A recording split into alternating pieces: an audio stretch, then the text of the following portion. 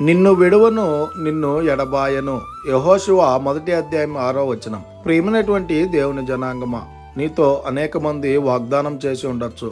నీ భార్య కావచ్చు, నీ భర్త కావచ్చు, నీ బంధువులు కావచ్చు, నీ తల్లిదండ్రులు కావచ్చు, నీ బిడ్డలు కావచ్చు. నిన్ను విడవను, ఎన్నటికీ నేను ఎడబాయనని అనేక మంది నీతో వాగ్దానం చేసి ఈ దినాన ఒంటరిగా నిన్ను విడిచిపెట్టి ఉండొచ్చు. అయితే ఆ యేసుక్రీస్తు ప్రభుల వారి యందు నువ్వు విశ్వాసం ఉంచినట్లయితే, ఆయన నువ్వు సొంత రక్షకుడిగా అంగీకరించినట్లయితే, ఆయన యందు నువ్వు నమ్మకం కలిగి జీవించినట్లయితే, నువ్వు ఎలాంటి సమస్యల్లో ఉన్నా, ఎలాంటి బాధల్లో ఉన్నా, ఎలాంటి కష్టాల్లో ఉన్నా, ఎలాంటి అనారోగ్య పరిస్థితుల్లో ఉన్నా దేవాది దేవుడు నిన్ను విడవకుండగా, నిన్ను ఎడబాయకుండగా తన బలమైనటువంటి చేతితో నిన్ను పట్టుకొని నిన్ను బలపరిచి నిన్ను నడిపించేటువంటి దేవుడిగా ఉన్నాడు. గనుక ఇక నుంచైనా ఆ యేసుక్రీస్తు ప్రభుల వారిని మనం సొంత రక్షకుడిగా అంగీకరించాలని కోరుకుంటూ ఈ దిన వాక్యం ద్వారా దేవుడు బలపరచును గాక.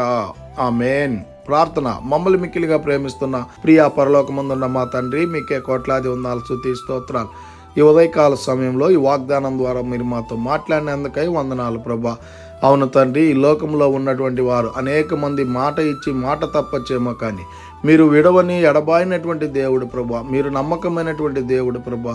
అలాంటి నమ్మకమైనటువంటి దేవుడు మీరు గనుక ఎవరైతే నమ్మకాన్ని కోల్పోయి నిరాశ చెంది ఒంటరిగా మిగిలి ఉన్నారో వారి అందరినీ తండ్రి విడవకుండగా ఎడబాయకుండగా వారి చేతిని పట్టి నడిపించమని ప్రార్థన చేస్తూ, ఇది నాన్న ఎవరైతే ప్రయాణాలు చేస్తూ ఉన్నారో, పనులు చేస్తూ ఉన్నారో, నూతనమైనటువంటి కార్యాలు మొదలు పెడుతున్నారు, వాళ్ళ ప్రయాణాల్లో, పనుల్లో, నూతనమైనటువంటి కార్యాల్లో మీరే వారికి తోడయుండి నడిపించమని ప్రార్థన చేస్తూ ఉన్నాం.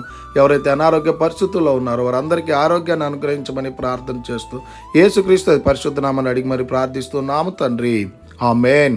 God bless you.